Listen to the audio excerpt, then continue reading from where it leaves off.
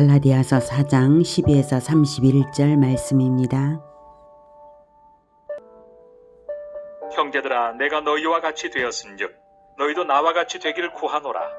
너희가 내게 해롭게 하지 아니하였느니라. 내가 처음에 육체의 약함으로 말미암아 너희에게 복음을 전한 것을 너희가 아는 바라. 너희를 시험하는 것이 내 육체에 있으되 이것을 너희가 업신여기지도 아니하며 버리지도 아니하고 오직 나를 하나님의 천사와 같이 또는 그리스도 예수와 같이 영접하였도다. 너희의 복이 지금 어디 있느냐? 내가 너희에게 증언하노니 너희가 할 수만 있었더라면 너희의 눈이라도 빼어 나에게 주었으리라.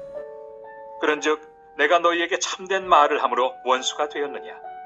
그들이 너희에게 대하여 열심내하는 것은 좋은 뜻이 아니요 오직 너희를 이간시켜 너희로 그들에게 대하여 열심을 내게 하려 함이라. 좋은 일에 대하여 열심으로 사모함을 받음은 내가 너희를 대하였을 때뿐 아니라 언제든지 좋으니라.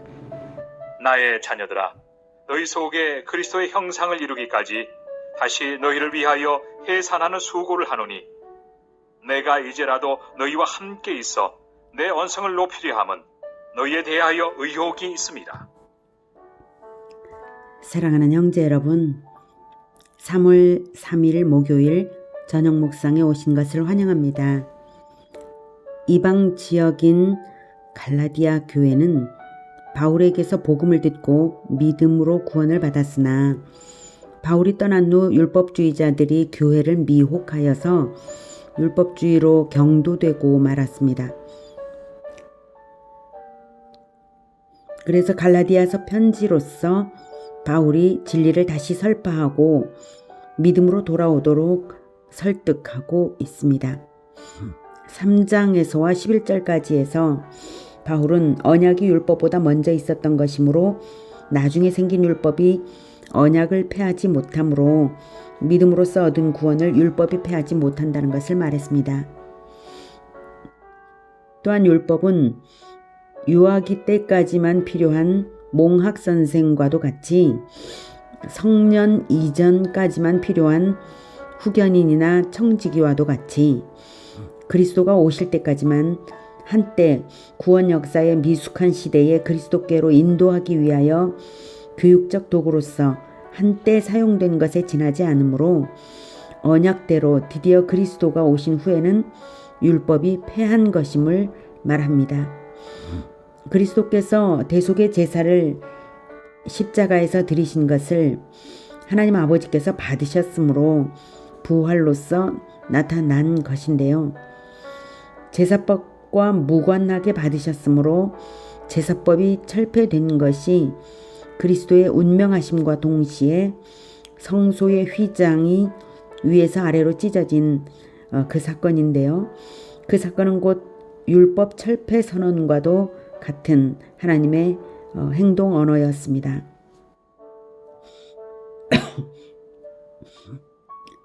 그렇게 설명했음에도 불구하고 갈라디아 교인들이 여전히 율법주의에 머무르고자 한다면 무슨 이유일까요? 그것은 율법주의자들이 진득하게 갈라디아 교인들을 미혹하여서 붙들고 있기 때문일 것입니다.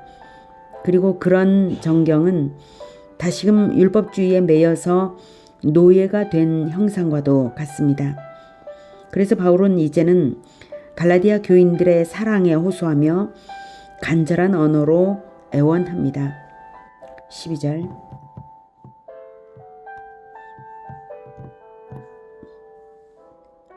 형제들아, 내가 너희와 같이 되었은즉 너희도 나와 같이 되기를 구하노라.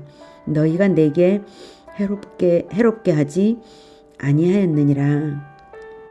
율법의 사람이었던 바울이 복음을 위하여 율법이 없는 이방인과도 같이 되었으니 너희가 바울을 보면 알아차릴 수 있지 않냐 이거죠. 율법을 훌훌 벗어 던져버리고 복음을 전한 바울을 볼 때 모르겠냐. 너희도 바울처럼 율법으로부터 자유하라 이것입니다. 과거에 바울이 복음을 전할 때에 너희 갈라디아 교인들이 바울을 해롭게 하는 것이 아니라 율법주의자들이 해롭게 했었고요. 그럴지라도 갈라디아 교인들은 바울에게 사랑으로 대했습니다. 과거 인정으로 대했던 것을 떠올리는 말입니다. 13절부터 16절까지의 내용은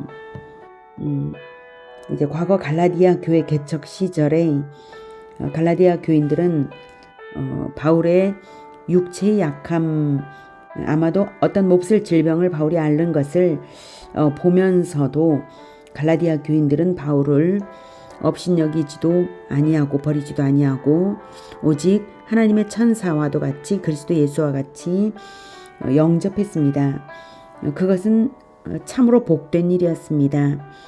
그리고 그 태도를 유지함으로써 그 복을 계속 지킬 수 있는 것인데 갈라디아 교인들은 이제 와서는 율법주의를 따름으로써 자기들 스스로 복을 내던져 버리고 있는 꼴입니다.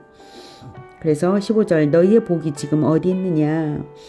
율법주의를 선택하면 복을 내던지는 것이다 이거죠.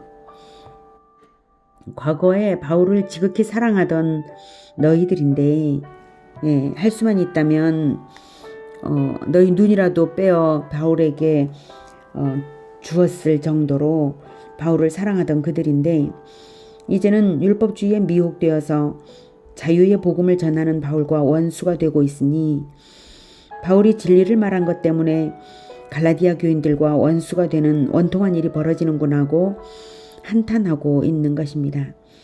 이런 일이 왜 벌어졌겠습니까? 율법주의자들의 개입 때문입니다. 17절 그들이 너희에게 대하여 열심 내는 것은 좋은 뜻이 아니요 오직 너희를 이간시켜 너희로 그들에게 대하여 열심을 내게 하려 함이라. 율법주의자들은 끈질기게 믿는 자들을 미혹하는데요.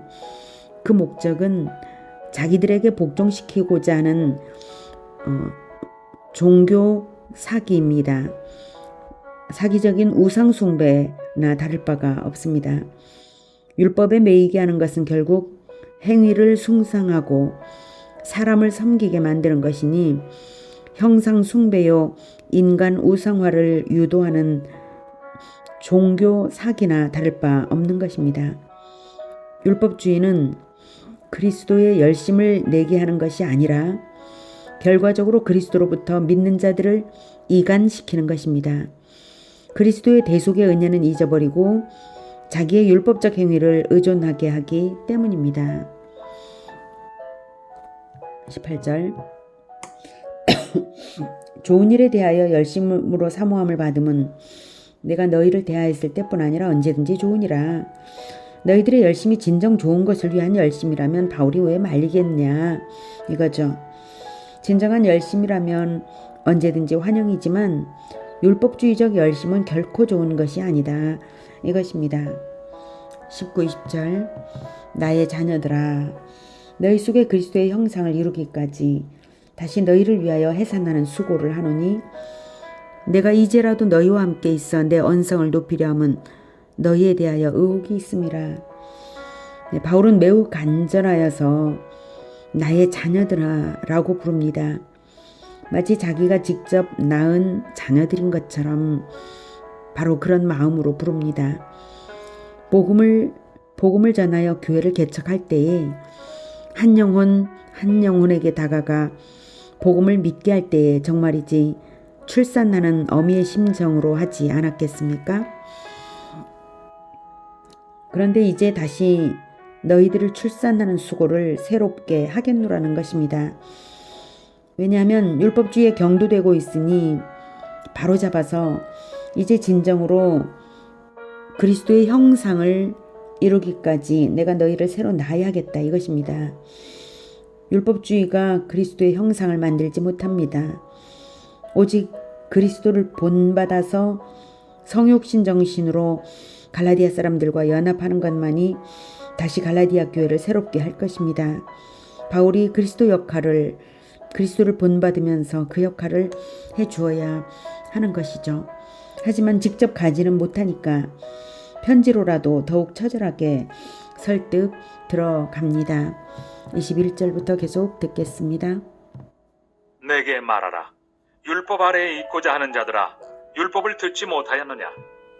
네, 부모가 자녀를 꾸짖는 듯 달래는 듯 간절한 설득이 느껴지는 어조입니다. 22절 이하는 너희들이 그렇게 매이고 싶어하는 율법이란 것이 바로 이런 것이다 하고 비유를 하는 것입니다. 22절부터. 기록된 바 아브라함에게 두 아들이 있으니 하나는 여종에게서 하나는 자유 있는 여자에게서 낳았다 하였으며 여종에게서는 육체를 따라 낳았고 자유 있는 여자에게서는 약속으로 말미암았느니라. 이것은 비유니 이 여자들은 두 언약이라. 하나는 신의 산으로부터 종을 낳은 자니 곧 하갈이라. 이 하갈은 아라비아에 있는 신의 산으로서 지금 있는 예루살렘과 같은 곳이니 그가 그 자녀들과 더불어 종노릇하고 오직 위에 있는 예루살렘은 자유자니 곧 우리 어머니라. 율법은 여종처럼 종의 신분에서 벗어나지 못하는 것입니다. 율법에 매이면 종의 신분이 되는 것과도 같은 어리석은 것입니다. 복음을 듣고 믿어 얻은 구원은 자유로운 여자로서 아내가 된 신분과도 같습니다. 자유인인 여자가 아내가 되는 것이 그 아내에게서 태어나는 아들이라야 상속자가 되지 않겠습니까? 그래서 교회를 그리스도의 신부라고 말하지 않습니까? 우리가 그리스도의 신부가 되어야 하는 것이죠. 그리스도의 신부가 되어야 하는 자가 그리스도의 여종이 될 수야 없는 것입니다. 율법주의에 빠지는 것을 마치 신부가 아니라 스스로 노예가 되는 것과도 같다라고 비유하고 있습니다. 그것을 아브라함의 두 여자를 통한 두 아들로 비유하는 것입니다. 두 여자는 두 언약인데요. 사라는 아들을 낳을 언약을 받아 약속의 아들을 낳았던 것처럼 그리스도 언약을 받아서 새 예루살렘을 이루어가는 믿음의 사람들이 사라의 반열에 들 것입니다. 하갈도 언약은 언약이되 신의 산에서 율법을 받은 것으로 비유하고 있습니다. 그리스도 이전까지 제한적인 시기에 종과도 같은 처지로 살았던 구약시대의 율법을 말하고 있습니다. 그것을 하갈로 비유하고 있습니다. 25절에 지금 있는 예루살렘, 지금 있는 예루살렘, 즉 이 땅의 예루살렘이 바로 그 율법의 표상이라면 사라는 약속의 아들을 낳은 어머니로서 천국의 새 예루살렘을 표상합니다. 오직 위에 있는 예루살렘은 자유자니 곧 우리 어머니라 이렇게 사라로 표상하고 있죠. 21절에 내게 말하라 율법 아래에 있고자 하는 자들아 이렇게 간절히 호소했었죠. 하갈처럼 되려느냐? 내게 말하라 율법 아래에 있고자 하는 자들아 하갈처럼 되려느냐? 하갈처럼 되려느냐? 사라처럼 되려느냐? 신의 산에 머무르려느냐? 하늘 시온산에 오르려느냐? 이 땅의 예루살렘에 머무르려느냐? 천국의 예루살렘에 가려느냐? 이런 말이죠. 진정한 구원은 오직 언약을 믿는 믿음으로 하늘 예루살렘으로 직행하는 믿음입니다. 믿음 안에 있다면 새 예루살렘의 성민인 것입니다. 왜 이 땅의 예루살렘과 신의 산에 머물러야 한단 말입니까? 이미 폐지된 것이고 효용성이 끝난 것인데 가당치도 않은 것이죠. 27절 기록된 바 잉태하지 못한 자여 즐거워하라. 상고를 모르는 자여 소리질러 외치라. 이는 홀로 사는 자의 자녀가 남편 있는 자의 자녀보다 많음이라 하였으니 형제들아 너희는 이삭과 같이 약속의 자녀라. 이사야 54장 1절 인용인데요. 하나님의 구원이 약속을 소유한 자녀들에게 주시는 축복이라는 말입니다. 이것을 지금까지 바울이 사라와 하갈에 비유하는 것과 겹쳐서 표현하고 있는 것입니다. 즉 잉태하지 못한 자, 산고를 모르는 자, 아브라함의 사랑을 하갈에게 빼앗겼던 홀로 사는 자와도 같았던 사라가 오히려 남편을 차지했던 하갈보다 더 많은 믿음의 후손들을 얻게 된다는 뜻인데요. 그것은 육신의 출산을 통해서가 아니라 단 하나의 약속의 아들인 이삭으로 표상되는 그리스도를 통한 믿음의 자녀들로 인해 사라가 천국에서 기뻐한다는 뜻입니다. 29절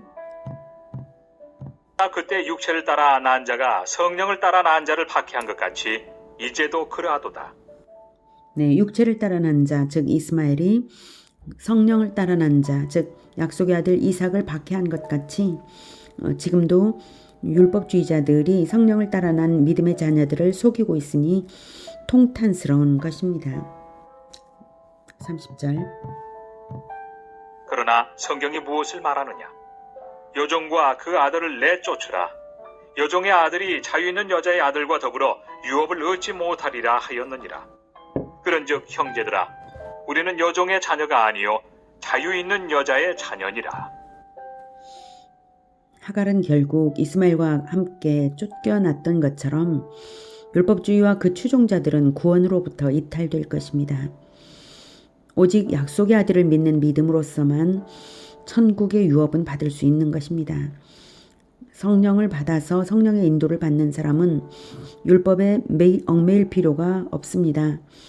성령이 깨닫게 하시는 그리스도의 모범을 따르면 되는 것이며 그것을 바울은 자유 있는 여자의 자녀라고 표현했습니다. 즉 종의 자녀가 아닙니다. 율법에 얽매일 필요 없습니다. 율법은 몰라도 됩니다. 오직 그리스도의 모범을 배우고 성령의 인도를 따르십시오. 그것이 전부입니다.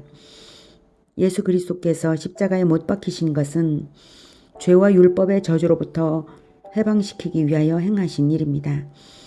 이제 모든 의식법은 철폐되었고 모든 시민법은 그리스도의 산상수훈에 녹아 있습니다. 오직 그리스도를 믿고 그리스도를 따르는 그것이 답입니다. 오직 그리스도를 따르는 결단으로서 자유를 결코 잃지 않는 우리 모두가 되기를 기원합니다. 기도하겠습니다. 하나님, 우리가 때로는 율법주의에 속아서 율법을 지키는 것을 자랑으로 여기려고 그럴 때가 있습니다. 주님, 우리의 어리석음을 불쌍히 여겨주시고 오직 예수 그리스도를 믿음으로 따르고 그리스도의 모범을 온전히 배워서 따르는 그것으로서 진정 자유롭고 또 진정 그리스도의 형상을 닮아가는 우리 모두가 되게 도와주시옵소서. 예수 그리스도 이름으로 기도드립니다. 아멘. 이어지는 시간은 개인 기도 시간입니다.